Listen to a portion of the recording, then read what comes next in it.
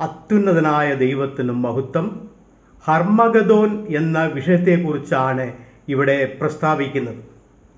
വെളിപ്പാട് പുസ്തകം 16 അധ്യായം 12 മുതൽ 16 വരെയുള്ള വേദഭാഗങ്ങളിൽ പ്രസ്താവിച്ചിരിക്കുന്ന ഹർമഗദോൻ യുദ്ധം, ഈ യുദ്ധം ഏതാണ്?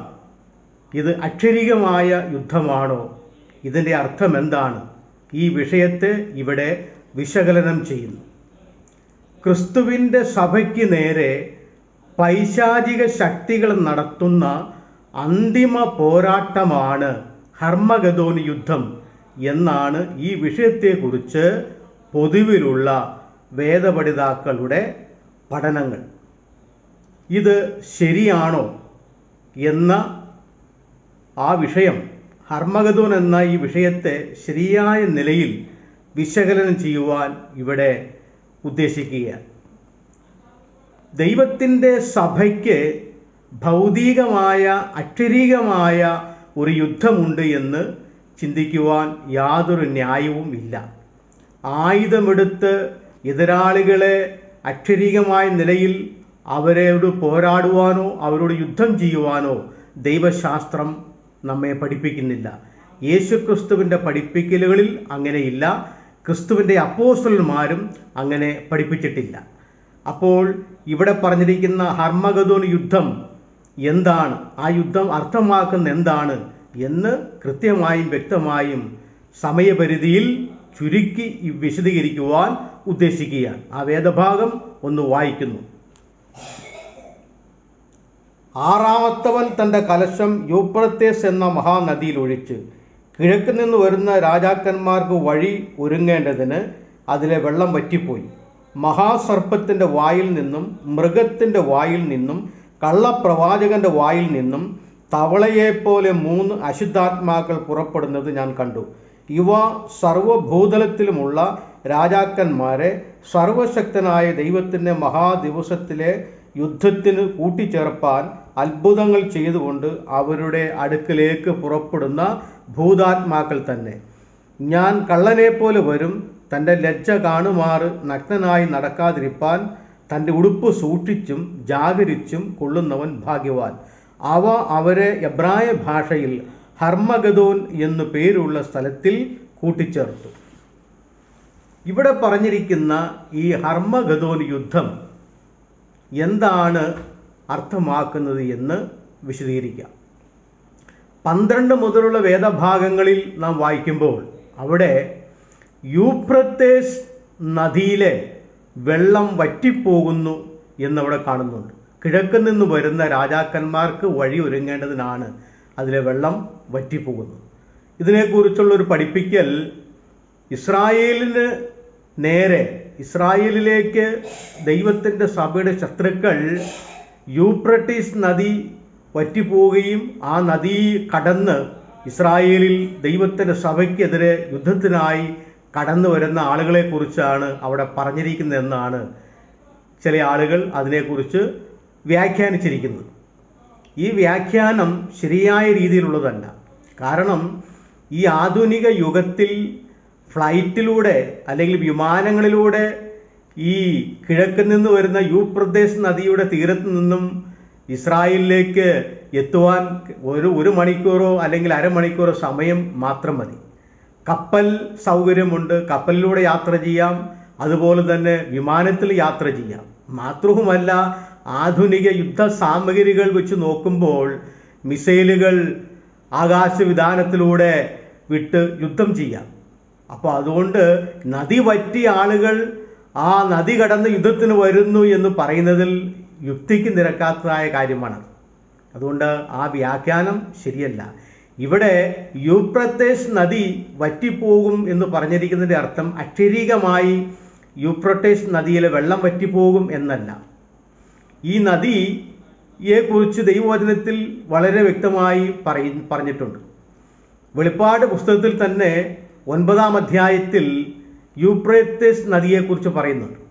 അവിടെ ആ യൂഫ്രട്ടീസ് നദിയുടെ തീരത്ത് ബന്ധിച്ചിരിക്കുന്ന 4 ദൂതന്മാരെ അഴിച്ചുവിടുവനെന്ന് അവിടെ പറയുന്നുണ്ട്. അപ്പോൾ അവിടെ നദിയുടെ തീരത്ത് ദൂതന്മാർ ബന്ധിച്ചിരിക്കേണ്ട ആവശ്യമുണ്ടോ? അവിടെ ആ ബന്ധനം എന്തിനാണ് അർത്ഥമാക്കുന്നത്? അപ്പോൾ യൂഫ്രട്ടീസ് നദിയെക്കുറിച്ച് അവിടെയും പ്രസ്താവിക്കുന്നുണ്ട്. അപ്പോൾ അതുകൊണ്ട് അക്ഷരികമായി ഇതിൽ വെള്ളം വറ്റിപ്പോകുമെന്നല്ല അതിൻ്റെ അർത്ഥം. അതായത് വെള്ളം എന്ന ആ പദപ്രയോഗം വെളിപ്പാട് പുസ്തകത്തിൽ 5 പ്രാവശ്യം ഉപയോഗിച്ചിട്ടുണ്ട്. വെളിപ്പാട് പുസ്തകം 8-ാം അധ്യായത്തിലും 9-ാം അധ്യായത്തിലും 12-ാം അധ്യായത്തിലും 16-ാം അധ്യായത്തിലും 17-ാം അധ്യായത്തിലും അവിടെ എല്ലാം ഈ 5 സ്ഥലങ്ങളിലും വെള്ളത്തെക്കുറിച്ച് പറയുമ്പോൾ അർത്ഥം ഒരേപോലെയല്ല, വ്യത്യസ്തമായ അർത്ഥങ്ങളാണ് അവിടെ വന്നിരിക്കുന്നത്. അപ്പോൾ നാം വായിച്ച വേദഭാഗത്ത് യൂഫ്രട്ടീസ് നദിയിൽ വെള്ളം വറ്റിപ്പോകുമെന്ന് പറഞ്ഞാൽ അതിൻ്റെ അർത്ഥം യൂഫ്രട്ടീസ് നദി ഭൂമിശാസ്ത്രമായിട്ട് സ്ഥിതി ചെയ്യുന്നത് ഇന്നത്തെ ഇറാൻ ഇറാഖിൻ്റെ ഇടയിൽപ്പെട്ട സ്ഥലമാണല്ലോ, മെസോപ്പൊത്തോമിയ. അപ്പോൾ ഇറാനും ഇറാഖിനും മധ്യയിലൂടെ ഒഴുകുന്നതായ ഒരു നദിയാണ് യൂഫ്രട്ടീസ് നദി. അതുകൊണ്ട് അത് ഇസ്രായേലിൻ്റെ ഭൂമിശാസ്ത്രം അനുസരിച്ച് അത് കിഴക്ക് ഭാഗമായിട്ട് വരും. അറബ് ഭൂപ്രദേശവുമായി ബന്ധപ്പെട്ടതായ ഒരു ഭാഗമാണ്. അപ്പോൾ അതിൽ വെള്ളം വറ്റിപ്പോകുന്നു ഉദ്ദേശിച്ചിരിക്കുന്നത് വെള്ളത്തിന് പല അർത്ഥങ്ങളുണ്ട്. വെളിപ്പാട് ദിവസം 17-ാം അധ്യായത്തിൽ പെരുവെള്ളത്തിന്മേലിരിക്കുന്ന ഒരു സ്ത്രീയെക്കുറിച്ച് പറയുന്നുണ്ട്. എന്നിട്ട് അതിൻ്റെ വ്യാഖ്യാനോടെ പറയുന്നുണ്ട്. ആ പെരുവെള്ളം വംശങ്ങളും ഭാഷകളും ജാതികളും രാജ്യങ്ങളുമാകുന്നു എന്ന് അതിൻ്റെ വ്യാഖ്യാനോടെ പറയുന്നുണ്ട്. അപ്പോൾ അക്ഷരാർത്ഥത്തിൽ ഉള്ള വെള്ളമല്ല അവിടെ ഉദ്ദേശിച്ചിരിക്കുന്നത്, ആ ഭൂപ്രദേശത്തുള്ള ജനസമൂഹത്തെയാണ് ഉദ്ദേശിക്കുന്നത്. അതല്ലെങ്കിൽ വെള്ളം വറ്റിപ്പോകുന്ന പോലും വെള്ളം വറ്റിപ്പോൾ ഉണ്ടാകുന്ന എന്താണ്? വരൾച്ചയാണ്. അതിൻ്റെ അർത്ഥം നിലവിലിരുന്നതായ ആ ജനസമൂഹത്തിൽ ഒരു മാറ്റം സംഭവിക്കുന്നു. ഇത് ഇസ്ലാമിയ മതത്തിൻ്റെ ഉത്ഭവത്തെക്കുറിച്ചുള്ളതായ ഒരു സൂചനയാണ് അവിടെ രേഖപ്പെടുത്തിയിരിക്കുന്നത്. AD 500 ശേഷമാണല്ലോ ഇസ്ലാം മതം ഭൂമിയിൽ സ്ഥാപിക്കപ്പെടുന്നത്.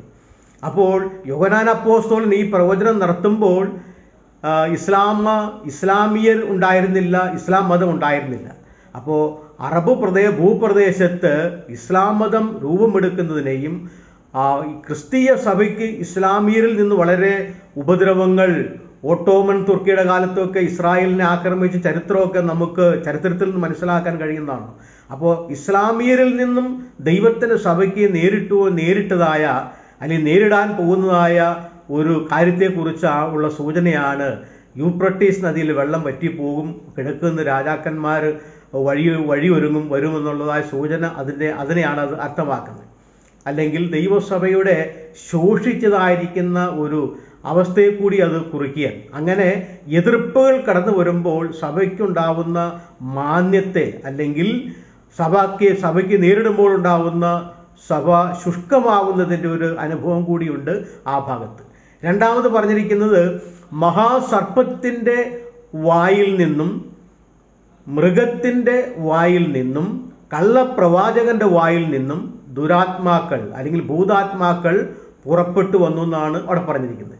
അപ്പോൾ അത് ഓരോന്നായി നാം ചിന്തിക്കുമ്പോൾ മഹാസർപ്പം എന്ന് പറഞ്ഞിരിക്കുന്ന ഡ്രാഗൺ എന്ന വാക്കാണ് ഇംഗ്ലീഷിൽ ഉപയോഗിച്ചിരിക്കുന്നത്. അപ്പം മഹാസർപ്പം എന്തിനാണ് അർത്ഥമാക്കുന്നത്? പുരാതന റോമൻ സാമ്രാജ്യത്തെയാണ് മഹാസർപ്പം അർത്ഥമാക്കുന്നത്. അപ്പോൾ മഹാസർപ്പം എന്ന് പറയുന്ന പുരാതന റോമൻ സാമ്രാജ്യം ദൈവസഭയ്ക്ക് വളരെയധികം ദോഷങ്ങൾ ചെയ്തിരുന്നു. അപ്പോൾ റോമൻ സാമ്രാജ്യത്തിൽ നിന്നുള്ള ആ എതിർപ്പിനെയാണ്, ദോഷത്തെയാണ് അതുകൊണ്ട് അവിടെ ഉദ്ദേശിച്ചിരിക്കുന്നത്. രണ്ടാമത് പറഞ്ഞിരിക്കുന്നത് മൃഗത്തിൻ്റെ വായിൽ നിന്നാണ്. മൃഗത്തിൻ്റെ വായിൽ നിന്ന് പറഞ്ഞിരിക്കുന്ന ആ മൃഗം റോമൻ സാമ്രാജ്യം അസ്തമിച്ച ശേഷം സാമ്രാജ്യ തുല്യമായി റോമൻ സാമ്രാജ്യത്തിൽ രൂപമെടുത്ത റോമൻ കത്തോലിക്ക മതത്തെക്കുറിച്ചാണ് മൃഗം എന്ന് അവിടെ പരാമർശിച്ചിരിക്കുന്നത്. റോമൻ കത്തോലിക്ക മതവും ദൈവസഭയെ ഒരുപാട് ഉപദ്രവിച്ചിട്ടുണ്ട്. നിരവധി ഉപദ്രവങ്ങളും പീഡനങ്ങളും അനേക ക്രിസ്ത്യാനികളെ, ദൈവമക്കളെ, വേർപെട്ട ദൈവമക്കളെ റോമൻ കത്തോലിക്ക മതം വധിച്ചിട്ടുണ്ട്. അതിൻ്റെ ഏറ്റവും ഉദാഹരണമായിരിക്കുന്ന ചരിത്ര തെളിവുകളാണല്ലോ മാർപ്പാപ്പമാരുടെ ദുർഭരണത്താൽ രാജകീയമായ അല്ലെങ്കിൽ അവർ സാമ്രാജ്യ തുല്യമായി വാണിരുന്നൊരു കാലഘട്ടമുണ്ടായിരുന്നു. ആ കാലഘട്ടം റോമൻ കത്തോലിക്ക മതത്തിൻ്റെ ആരംഭം AD 240 270 ഇടയിലാണ് റോമൻ മതം ആരംഭിക്കുന്നത്. അവിടെ മുതൽ AD 16-ാം നൂറ്റാണ്ട് വരെ ദൈവസഭയ്ക്കെതിരെ ശക്തമായിരിക്കുന്ന പീഡനങ്ങളും ഉപദ്രവങ്ങളുമാണ് റോമൻ കത്തോലിക്ക മതം അഴിച്ചുവിട്ടിരുന്നത്. പിന്നീട് 16-ാം നൂറ്റാണ്ടിൽ നവീകരണം ആരംഭിച്ചപ്പോഴാണ് ആ മതപീഡയ്ക്ക് അല്പം ശമനമുണ്ടായത്. അപ്പോൾ മൃഗത്തിൻ്റെ വായിൽ നിന്നും ഭൂതാത്മാക്കൾ പുറപ്പെട്ടു, തവളയെപ്പോലെ പുറപ്പെട്ടു എന്ന് പറഞ്ഞിരിക്കുന്നതിൻ്റെ അർത്ഥം ദൈവസഭയ്ക്കെതിരെ റോമൻ കത്തോലിക്ക മതത്തിൻ്റെ ആ മതപീഡയും മതാക്രമണങ്ങളെയും ആണ് അത് അർത്ഥമാക്കുന്നത്. മൂന്നാമത് പറഞ്ഞിരിക്കുന്ന കള്ളപ്രവാചകന്റെ വായിൽ നിന്നും തവളയെപ്പോലെ ഭൂതാത്മാക്കൾ പുറപ്പെട്ടു എന്ന് പറഞ്ഞിരിക്കും. അവിടെ ആ കള്ളപ്രവാചകൻ എന്ന് ഉദ്ദേശിച്ചിരിക്കുന്നത് ക്രിസ്തീയ സഭയ്ക്ക്, ദൈവത്തിൻ്റെ സഭയ്ക്ക് എതിരെ നിന്നതായ മറ്റു മതങ്ങളാണ്. ക്രിസ്തുവിൻ്റെ ദൈവത്വത്തെ നിഷേധിക്കുന്നതായ മൊണ്ടേനിസം, അതുപോലെ തന്നെ അറിയൂസ് മതം, ജ്ഞാനമതം എന്നീ മതങ്ങൾ, ഉപദേശങ്ങൾ, ദുരുപദേശങ്ങൾ ദൈവത്തിൻ്റെ സഭയിൽ കടന്നുകൂടുകയും ദൈവത്തിൻ്റെ സഭയെ നാമാവശേഷമാക്കുവാൻ, ക്ഷീണിപ്പിക്കുവാൻ വേണ്ടി ഇതര മതങ്ങൾ ഉൾപ്പെടും. അതിൽ ഇസ്ലാം മതവും ഉൾപ്പെടുന്നതാണ്. അതുകൊണ്ടാണ് കള്ളപ്രവാചകന്റെ വായിൽ നിന്നും തവളയെപ്പോലെ 3 അശുദ്ധാത്മാക്കൾ പുറപ്പെടുന്ന പോലെ കണ്ട്. അപ്പോൾ ലോകത്തിൽ ദൈവസഭ, വേർപെട്ട ദൈവസഭ, ക്രിസ്തു സ്ഥാപിച്ച സത്യസഭയ്ക്ക് വിരോധമായി വന്നിട്ടുള്ള, എതിരായിട്ടുള്ള ക്രൈസ്തവ മതങ്ങളെയും മറ്റ് ഇതര മതങ്ങളെയും ഇസ്ലാമിയ പ്രസ്ഥാനങ്ങളെയല്ല അങ്ങനെയാണ്, ഇസ്ലാമിയ പ്രസ്ഥാനങ്ങളെയൊക്കെയാണ് ഇവിടെ അതുകൊണ്ട് ഉദ്ദേശിച്ചിരിക്കുന്നത്. ഇവയെല്ലാം ക്രിസ്തുവിൻ്റെ സഭയ്ക്ക് വലിയ പോരാട്ടങ്ങൾ, എതിർപ്പുകൾ കാഴ്ചവെക്കുകയുണ്ടായി. പിന്നീട് നാം ചിന്തിക്കുന്നത്, അവിടെ പറഞ്ഞിട്ടുണ്ടല്ലോ, നീ നഗ്നനായി നടക്കാതെ, നിന്റെ ലജ്ജ കാണുമാർ നഗ്നനായി നടക്കാതെ സൂക്ഷിച്ചു നടക്കണമെന്ന് അവിടെ വെളിപ്പാടിൽ നാം വായിച്ച വേദഭാഗത്ത് വരുന്നുണ്ട്. ഞാൻ കള്ളനെ പോലെ വരും. കർത്താവായ യേശു ക്രിസ്തുവിൻ്റെ മടങ്ങി വരവ് കള്ളനെ പോലെയാണ്, ആരും അറിയുകയില്ല. അപ്പം അങ്ങനെ കർത്താവിൻ്റെ വരവ് പെട്ടെന്നായിരിക്കും. അപ്പോൾ ഏത് സമയത്ത് യേശുക്രിസ്തു പ്രത്യക്ഷനായാലും അവൻ്റെ പ്രത്യക്ഷതയിൽ ക്രിസ്തുവിനോട് ചേരുവാൻ യോഗ്യതാപൂർവം ജീവിക്കണം എന്ന അർത്ഥത്തിലാണ് പറഞ്ഞിരിക്കുന്നത്. അപ്പോൾ മതങ്ങളുടെയും രാഷ്ട്രീയത്തിൻ്റെയും സാമ്രാജ്യത്തിൻ്റെയും ദുരുപദേശങ്ങളുടെയൊക്കെ കെണിയിലും ഉപദ്രവത്തിലും പെട്ട് ദൈവസഭ ക്ഷീണിച്ചു പോകാതെ, വിശുദ്ധി നഷ്ടപ്പെടാതെ ജാഗ്രതയോടെ നിലകൊള്ളണം എന്ന സന്ദേശമാണ് അപ്പോസ്തലനായ യോഹന്നാൻ ഇവിടെ നൽകിയിരിക്കുന്നത്. അപ്പോൾ നാം വായിച്ചു വന്നതായിരിക്കുന്ന യൂഫ്രട്ടീസ് നദിയുടെ അർത്ഥവും കള്ളപ്രവാചകന്റെയും മൃഗത്തിൻ്റെയും മഹാസർപ്പത്തിൻ്റെയും അർത്ഥങ്ങൾ നാം ചിന്തിച്ചു കഴിഞ്ഞു. ഇനി ഹർമഗദോൻ എന്ന് പറഞ്ഞാൽ എന്താണ്? ദൈവത്തിൻ്റെ സഭയ്ക്ക് ഭൗതികമായ ഏതെങ്കിലും തരത്തിലുള്ളതായ യുദ്ധങ്ങളോ പോരാട്ടങ്ങളോ ഭൗതികമായ നിലയിലില്ല. ആയുധമെടുത്ത് പോരാടുവാൻ ദൈവം നമ്മളെ പഠിപ്പിക്കുന്നില്ല. എന്നാൽ ദൈവത്തിൻ്റെ സഭ രൂപീകൃതമായ സമയം മുതൽ സഭയുടെ എടുക്കപ്പെടൽ വരെ, യേശുക്രിസ്തുവിൻ്റെ പുനരാഗമനം വരെ സഭയ്ക്ക് ചെറുതും വലുതുമായ നിരവധി ഉപദ്രവങ്ങൾ, പീഡനങ്ങൾ സഭയ്ക്ക് നേരിടേണ്ടതായിട്ട് വരും. ഒരു പ്രത്യേക കാലയളവിൽ ഒരു പീഡനങ്ങളോ അല്ലെങ്കിൽ അനധിവിദൂര ഭാവിയിൽ അന്തിമമായിരിക്കുന്ന ഒരു പോരാട്ടമോ സഭയ്ക്കില്ല. ആരംഭം മുതൽ അവസാനം വരെ പല കാലഘട്ടങ്ങളിലായി ചെറുതും വലുതുമാവുന്ന കഷ്ടങ്ങളിലൂടെ, പോരാട്ടങ്ങളിലൂടെ വേണം സഭ കടന്നു പോകാൻ. അപ്പോസ്തലനായ പൗലോസ് പഠിപ്പിച്ചിട്ട് നാം അനേകം കഷ്ടങ്ങളിലൂടെ ദൈവരാജ്യത്തിൽ കടക്കേണ്ടതാകുന്നു എന്നാണല്ലോ. അതുകൊണ്ട് വേദപുസ്തകം നമ്മെ പഠിപ്പിക്കുന്ന അങ്ങനെയാണ്. അല്ലാതെ ഒരു പ്രത്യേക കാലഘട്ടത്തിൽ ഒരു മഹാഉപദ്രവമോ ഒരു മഹാപീഡനകാലമോ അങ്ങനെയൊന്നുമില്ല. അതൊന്നും വേദശാസ്ത്രപരമായ പഠിപ്പിക്കലുകൾ അല്ല. ഇനി ഹർമഗദോൻ എന്ന് പറഞ്ഞാൽ എന്താണ്? വേദപുസ്തക പ്രകാരം ഇസ്രായേലിൻ്റെ ഭൂമിശാസ്ത്രപരമായിട്ട് നോക്കുമ്പോൾ ഹർമഗദോൻ എന്ന പേരിൽ ഇസ്രായേലിൽ ഒരു സ്ഥലമില്ല. ഇസ്രായേലിൽ നിന്നല്ല, ഭൂലോകത്ത് എവിടെയും അങ്ങനെ ഒരു സ്ഥലമില്ല. ഇവിടെ ഹർമഗദോൻ എന്ന് ഉപയോഗിച്ചിരിക്കുന്നത് സിംബോളിക്കായ അർത്ഥത്തിലാണ്. ഇംഗ്ലീഷിൽ അർമഗദോൻ എന്നും ഗ്രീക്കിൽ അർമഗിദോന എന്നും മലയാളത്തിൽ ഹർമഗദോൻ എന്നുമാണ് ഉപയോഗിച്ചിരിക്കുന്നത്. ഇത് സിംബോളിക്കായിരിക്കുന്ന ഒരു പദപ്രയോഗമാണ്. ഇസ്രായേലിൽ അക്ഷരികമായി ഇപ്രകാരം ഒരു സ്ഥലമില്ല. അപ്പോൾ ഇതിങ്ങനെ പറയുവാനുള്ള കാരണം എന്താണ്? പറയുവാനും ഉള്ളൊരു കാരണം എന്ന് പറഞ്ഞാൽ, ഇത് യേശുക്രിസ്തുവിൻ്റെ പുനരാഗമനത്തിങ്കൽ അർമഗദോൻ എന്ന അക്ഷരികമായൊരു സ്ഥലത്ത് വെച്ച് നടക്കുന്ന അന്തിമമായ ഒരു യുദ്ധമോ പോരാട്ടമോ അല്ല. അങ്ങനെ ഭൂമിശാസ്ത്രപരമായിട്ട് ഹർമഗദോൻ എന്ന പേരിൽ ഭൂലോകത്ത് എവിടെയും ഒരു സ്ഥലമില്ല, ഇസ്രായേലിലുമില്ല. അപ്പോൾ ഈ ഹർമഗദോൻ എന്ന് ഉദ്ദേശിച്ചിരിക്കുന്നത് ആലങ്കാരികമായ ഒരു പദപ്രയോഗമാണ്. ഇത് പറയുവാനുള്ള കാരണം മെഹിദോ എന്ന പേരിൽ ഇസ്രായേലിൽ ഒരു സ്ഥലമുണ്ട്, അങ്ങനെ ഒരു ഭൂപ്രദേശമുണ്ട്. ആ മെഹിദോവിൻ്റെ പ്രത്യേകത എന്താണെന്ന് ഞാനൊന്ന് വേഗത്തിൽ ചൂണ്ടിക്കാണിക്കാം. മെഹിദോ പഴയ നിയമകാലത്തെ രാജാക്കന്മാരുടെ യുദ്ധഭൂമിയായിരുന്നു. ന്യായാധിപന്മാരുടെ പുസ്തകം 5-ാം അധ്യായം 19-ാം വാക്യത്തിൽ അത് പ്രസ്താവിക്കുന്നുണ്ട്. നിരവധി യുദ്ധങ്ങൾ നടന്നിട്ടുള്ള ഒരു താഴ്വരയാണ് മെഹിദോ താഴ്വര. 2, ഇത് വിലാപങ്ങളുടെ താഴ്വര എന്ന് സഖരിയ പ്രവചനം 12:11 രേഖപ്പെടുത്തുന്നുണ്ട്. 3, ശലോമോന്റെ കാര്യക്കാരനായിരുന്ന ബാനയുടെ ഹെഡ്ക്വാർട്ടേഴ്സ് ഈ മെഹിദോയിലായിരുന്നു. രാജാക്കന്മാരുടെ 1-ാം പുസ്തകം 4-ാം അധ്യായം 12-ാം വാക്യം. ശലോമോന്റെ ഒരു പ്രധാനപ്പെട്ട കാര്യസ്ഥനായിരുന്ന ബാനയുടെ ഹെഡ്ക്വാർട്ടേഴ്സ് ഈ മെഹിദോ താഴ്വരയിലാണ്. 4, യഹൂദ രാജാവായ അഹസ്യാവ് മരിച്ചത് ഈ മെഹിദോ താഴ്വരയിൽ വെച്ചായിരുന്നു. രാജാക്കന്മാരുടെ പുസ്തകം 2 രാജ 9-ാം അധ്യായം 27-ാം വാക്യത്തിൽ അത് പ്രസ്താവിക്കുന്നുണ്ട്.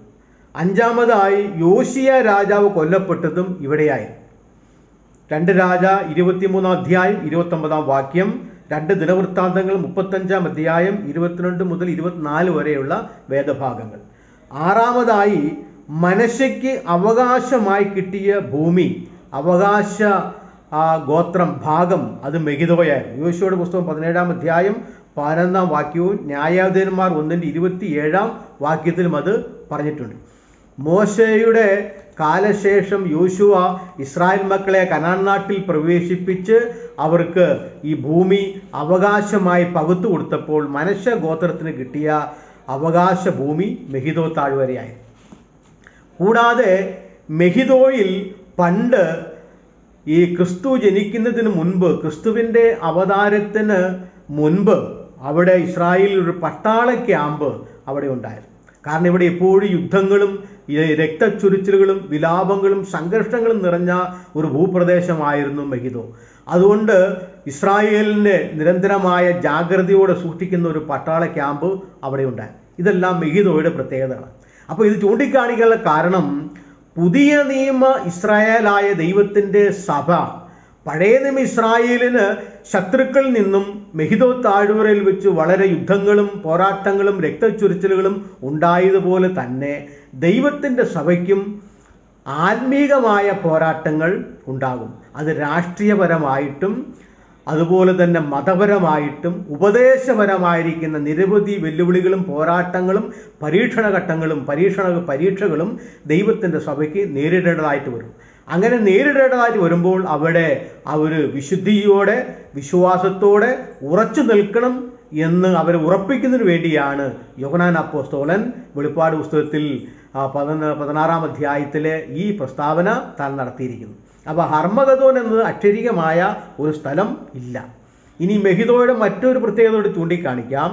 കർമ്മേൽ പർവ്വതം മുതൽ മെഡിറ്ററേനിയൻ കടൽത്തീരം വരെ ഏകദേശം 20 മൈൽ ചുറ്റളവിൽ വ്യാപിച്ചു കിടക്കുന്ന ഭൂപ്രദേശമാണ് മെഹിദോ.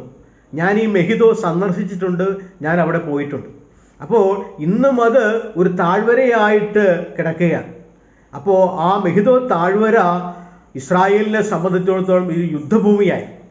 അപ്പോൾ പഴയ നിയമ ഇസ്രായേലിന് ശത്രുക്കളിൽ നിന്നും നിരവധി പോരാട്ടങ്ങൾ നേരിടേണ്ടതായിട്ട് വന്നു. അതുകൊണ്ട് പുതിയ നിയമ സഭയായ പുതിയ നിയമ ഇസ്രായേലിനും ദൈവത്തിൻ്റെ സഭ ഭൂമിയിലുള്ളിടത്തോളം കാലം ഒരുപാട് പോരാട്ടങ്ങളിലൂടെ നിരവധി പരീക്ഷണങ്ങളിലൂടെ സഭ കടന്നു പോകണം. സഭയ്ക്ക് അക്ഷരികമായിരിക്കുന്ന യുദ്ധമില്ല. അപ്പോൾ ഇതൊരു യുദ്ധം എന്ന വാക്ക് വെളിപ്പാട് പുസ്തകത്തിൽ പല സ്ഥലത്തും ഉപയോഗിച്ചിട്ടുണ്ട്. അതെല്ലാം അക്ഷരീയമായ യുദ്ധങ്ങളെക്കുറിച്ചല്ല. സ്വർഗത്തിൽ യുദ്ധമുണ്ടായി എന്ന് 9-ാം അധ്യായത്തിൽ പറയുന്നുണ്ട്. സ്വർഗത്തിൽ യുദ്ധത്തിൻ്റെ ആവശ്യമില്ലല്ലോ. അതെല്ലാം ആലങ്കാരികമായ പദപ്രയോഗങ്ങളാണ്. അത് അർത്ഥമാക്കുന്ന വേറെയാണ്. അതുകൊണ്ട് വെളിപ്പാട് പുസ്തകത്തെ അക്ഷരീയമായിട്ട് വ്യാഖ്യാനിക്കാൻ പോയാൽ അർത്ഥം ഗ്രഹിക്കാൻ കഴിയില്ല. ഏകദേശം 90% ആലങ്കാരികമായ പദപ്രയോഗങ്ങളും അർത്ഥങ്ങളുമാണ് വെളിപ്പാട് പുസ്തകത്തിൽ ഉള്ളടങ്ങിയിരിക്കുന്നത്. അതുകൊണ്ട് അതിനെ ആ നിലയിൽ വ്യാഖ്യാനിച്ച് വേണം നാം മനസ്സിലാക്കുവാൻ. അപ്പോൾ അതുകൊണ്ട് ഇത് ദൈവസഭയ്ക്ക് അന്തിമ കാലഘട്ടത്തിൽ നടക്കുന്ന പോരാട്ടമോ യുദ്ധമോ അല്ല ഹർമഗദോൻ യുദ്ധമെന്ന് ഉദ്ദേശിച്ചിരിക്കുന്നത്. ഇത് ഇത് അവയെ അവർ കൂട്ടിച്ചേർത്തു എന്നുകൂടി അവിടെ പറയുന്നുണ്ട്. 16-ാം അധ്യായത്തിൽ പറയുന്നതിൻ്റെ ആ ഖണ്ഡികയുടെ അവസാനം പറയുന്നത് അവരെ ഹർമഗദോൻ എന്ന സ്ഥലത്ത് കൂട്ടിച്ചേർത്തു. ചേർത്തെന്ന് പറയുമ്പോൾ കഴിഞ്ഞു പോയ കാര്യമായിട്ടാണ് കാണുന്നത്. വെളിപ്പാട് പുസ്തകത്തിലെ എല്ലാ കാര്യങ്ങളും ഭാവിയിൽ നിറവേറാനുള്ളതാണെന്ന് ചിന്തിക്കുന്നത് അബദ്ധമാണ്. നിറവേറിയ കാര്യങ്ങളും വെളിപ്പാട് പുസ്തകത്തിലുണ്ട്. ഇനി നിറവേറിക്കൊണ്ടിരിക്കുന്നത് കൊണ്ട്, നിറവേറാനിരിക്കുന്നത് കൊണ്ട്, എല്ലാം ഭാവിയിൽ നിറവേറേണ്ടതാണെന്ന് ചിന്തിക്കുന്നത് വെളിപ്പാട് പുസ്തകത്തിൻ്റെ പഠനത്തിന് അത് ശരിയല്ല എന്ന സത്യം നാം ഗ്രഹിക്കുക. അപ്പോൾ ഹർമഗദോൻ യുദ്ധം എന്നുള്ളത് വിദൂര ഭാവിയിൽ നടക്കാനിരിക്കുന്ന അക്ഷരീകമായ യുദ്ധമല്ല എന്ന സത്യം നാം മനസ്സിലാക്കുക. ഇത് ആത്മീകമായിരിക്കുന്ന പോരാട്ടമാണ്. പൗലോസ് അപ്പോസ്തലൻ പറഞ്ഞിട്ടുണ്ടല്ലോ, നമുക്ക് പോരാട്ടമുള്ളത് ജഡരക്തങ്ങളോടല്ല, വാഴ്ചകളോടും അധികാരങ്ങളോടും ഈ ലോകത്തിൻ്റെ അന്ധകാരത്തിൻ്റെ അധിപതികളോടും ഒക്കെയാണ് എന്നാണല്ലോ എഫേസ്യ ലേഖനം 6-ാം അധ്യായത്തിൽ പൗലോസ് പറഞ്ഞിരിക്കുന്നത്. അപ്പോൾ ജഡപ്രകാരമുള്ള പോരാട്ടമല്ല, ഈ ലോകത്തോടുള്ള യുദ്ധമല്ല, പൈശാചികമായ പോരാട്ടമാണ്. അതിന് ആയുധത്തിൻ്റെ ആവശ്യമില്ലല്ലോ. അപ്പോൾ അക്ഷരീകമായി ഇസ്രായേൽ ഭൂപ്രദേശത്ത് കർത്താവ് വരികയും സഭയെ അവിടെ കൂട്ടിച്ചേർത്ത് യുദ്ധം ചെയ്യുമെന്നൊക്കെ പറയുന്നത് ശുദ്ധ അബദ്ധം എന്നല്ലാതെ എന്ത് പറയാനാണ്? കർത്താവായ യേശു ക്രിസ്തു വരുന്നത് ഏത് സ്ഥലത്തേക്കാണെന്ന് ബൈബിൾ പറയുന്നില്ല. അവൻ മടങ്ങി വരുമെന്നാണ് പറഞ്ഞിട്ടുള്ളൂ. യേശു ക്രിസ്തു സ്വർഗാരോഹണം ചെയ്യുന്നത് യെരുശലേമിലെ ഒലീവ് മലയിൽ നിന്നാണ്. ആ സ്ഥലം ഞാൻ സന്ദർശിച്ചിട്ടുണ്ട്. അപ്പോൾ അവൻ പോയതുപോലെ തന്നെ നിങ്ങൾ കാണുമെന്നാണ് കർത്താവ് പറഞ്ഞിരിക്കുന്നത്. അവൻ പോയതുപോലെ തന്നെ അവൻ മടങ്ങി വരും. ഏത് സ്ഥലത്തേക്ക് വരുമെന്ന് ബൈബിൾ പറയുന്നില്ല. കർത്താവ് ഇവിടെ മധ്യാകാശത്തിൽ വരുമെന്ന് പറയുവാൻ ബൈബിളിൽ വേദാധാരങ്ങളൊന്നുമില്ല. അവൻ മടങ്ങി വരും, മേഘാരൂഢനായിട്ട് വരും. പരന്ന അനന്തവിശാലമായി കിടക്കുന്ന ഈ ആകാശത്തിന് എവിടെയാണ് മധ്യാകാശം എന്നൊക്കെ പറയുന്നതും അതും ശരിയായിരിക്കുന്ന ഒരു പദപ്രയോഗമല്ല. അതുകൊണ്ട് ഈ ഹർമഗദോൻ യുദ്ധം അനധിവിദൂര ഭാവിയിൽ സംഭവിക്കാനിരിക്കുന്ന അക്ഷരീകമായിരിക്കുന്ന യുദ്ധങ്ങളല്ല എന്ന സത്യം നാം ഓർക്കുക. യുദ്ധങ്ങൾ ഈ ലോകത്ത് ഒന്നും രണ്ടും മഹായുദ്ധങ്ങൾ കടന്നുപോയി. ഇനിയും മൂന്നാലോക മഹായുദ്ധം ഉണ്ടായേക്കാം. പക്ഷെ അതും ഈ ബൈബിളുമായിട്ട് തന്നെ യാതൊരു ബന്ധവുമില്ല. ദൈവത്തിൻ്റെ സഭയുമായി അതൊരു ബന്ധമില്ല. യുദ്ധങ്ങൾ യേശുക്രിസ്തുവിൻ്റെ മടങ്ങിവരവിൻ്റെ അടയാളങ്ങളായിട്ട് ബൈബിളിൽ പറഞ്ഞിട്ടുണ്ട്. മത്തായിയുടെ സുവിശേഷം 24-ാം അധ്യായത്തിൽ യുദ്ധങ്ങൾ അത് ഉണ്ടാകേണ്ടതാണ്, അത് നടക്കേണ്ടതാണ്. പക്ഷെ അത് അവസാനമല്ല. ക്ഷാമവും ഭൂകമ്പവും യുദ്ധങ്ങളും ഉണ്ടാകുമെന്ന് കർത്താവ് പറഞ്ഞിട്ടുണ്ട്. അതെല്ലാം കർത്താവിൻ്റെ വരവിൻ്റെ അടയാളങ്ങളിൽ ഒന്ന് മാത്രമാണ്. അതുകൊണ്ട് ദൈവത്തിൻ്റെ സഭയ്ക്ക് ഭൗതികമായിരിക്കുന്ന പോരാട്ടങ്ങളോ യുദ്ധങ്ങളോ ഇല്ല എന്ന നഗ്നസത്യം നാം ഗ്രഹിക്കുക. നമുക്ക് ആത്മീകമായിരിക്കുന്ന പോരാട്ടമാണ്. പൗലോസ് കോരിന്ത് ലേഖനത്തിൽ പറഞ്ഞിരിക്കുന്ന ഞങ്ങളുടെ പോരിൻ്റെ ആയുധങ്ങളോ ജഡീകങ്ങളല്ല, മറിച്ച് കോട്ടകളെ തകർക്കുവാൻ തക്കവണ്ണം ദൈവസന്നിധിയിൽ ശക്തിയുള്ളവ എത്രയെന്നാണ് പൗലോസ് പറഞ്ഞിരിക്കുന്നത്. അപ്പോൾ ജഡീകമായിരിക്കുന്ന പോരാട്ടമല്ല, ജഡീകമായിരിക്കുന്ന ആയുധങ്ങൾ നമുക്കില്ല. നമ്മുടെ കർത്താവായ യേശുക്രിസ്തു വരുന്നത് ഈ ലോകത്തിലെ രാജാക്കന്മാരോടോ ഈ ലോകത്തിലെ മനുഷ്യരോടോ യുദ്ധം ചെയ്യാൻ വേണ്ടിയല്ല. എത്രയോ വിഡിത്തമാണത്. യേശുക്രിസ്തു അജയ്യനാണ്. ക്രിസ്തുവിൻ്റെ സൃഷ്ടികളായിരിക്കുന്ന ബലഹീനനായ മനുഷ്യനോട് വാളെടുത്ത് യുദ്ധം ചെയ്യേണ്ട വല്ല ആവശ്യമുണ്ടോ? യുക്തിക്ക് നിരക്കാത്ത വിഡിത്തങ്ങളാണ് ഇന്നത്തെ ചില വ്യാഖ്യാതാക്കളിൽ നിന്ന് നമുക്ക് ഗ്രഹിക്കാൻ കഴിയുന്നത്. അപ്പോൾ ആത്മീകമായ പോരാട്ടങ്ങളാണ്. ദൈവസഭയെ വഴിതെറ്റിക്കുവാൻ ദുരുപദേശങ്ങൾ, അതുപോലെ തന്നെ മതത്തിൻ്റെ സ്വാധീനങ്ങൾ, രാഷ്ട്രീയമായ സ്വാധീനങ്ങൾ ഉപയോഗിച്ച് പുതിയ നൂതനമായ കാര്യങ്ങളിലൂടെ, ആശയങ്ങളിലൂടെ, ആദർശങ്ങളിലൂടെ, ഉപദേശ പിശകുകളിലൂടെയൊക്കെയാണ് മാത്രമേ ദൈവത്തിൻ്റെ സഭയെ തകർക്കുവാനായിട്ട് കഴിയുള്ളൂ. അതുകൊണ്ട് അങ്ങനെയുള്ളതായിരിക്കുന്ന എതിർപ്പുകളും വെല്ലുവിളികളും ഉണ്ടാകുമ്പോൾ നാം അതിനെ ശ്രദ്ധാപൂർവം ജാഗ്രതയോടെ നേരിട്ട് അതിനെ തോൽപ്പിക്കുകയാണ് ചെയ്യേണ്ടത്. അല്ലാതെ അക്ഷരീകമായി യുദ്ധമുണ്ടെന്നോ ആ യുദ്ധം ചെയ്യണമെന്നോ യേശുക്രിസ്തുവിന് മടങ്ങി വരുമെങ്കിൽ വലിയൊരു യുദ്ധം നടക്കുമെന്നോ ബൈബിൾ പറയുന്നില്ല. ദൈവത്തിൻ്റെ വചനത്തിൽ പറഞ്ഞിരിക്കുന്ന അർമഗദോൻ സിംബോളിക്കായിരിക്കുന്ന ഒരു പദപ്രയോഗമാണ്. അത് ആലങ്കാരികമാണ്. അതിൻ്റെ ആത്മീകമായ പോരാട്ടങ്ങളാണ്. അതിൻ്റെ അർത്ഥം നാം ചുരുങ്ങിയ സമയത്തിനുള്ളിൽ ചിന്തിച്ചു കഴിഞ്ഞുവല്ലോ. ദൈവത്തിന് മഹത്വമുണ്ടാകട്ടെ. ഈ വചനങ്ങളാൽ ദൈവം നമ്മെ ഏവരെയും അനുഗ്രഹിക്കുമാറാകട്ടെ. ആമേൻ.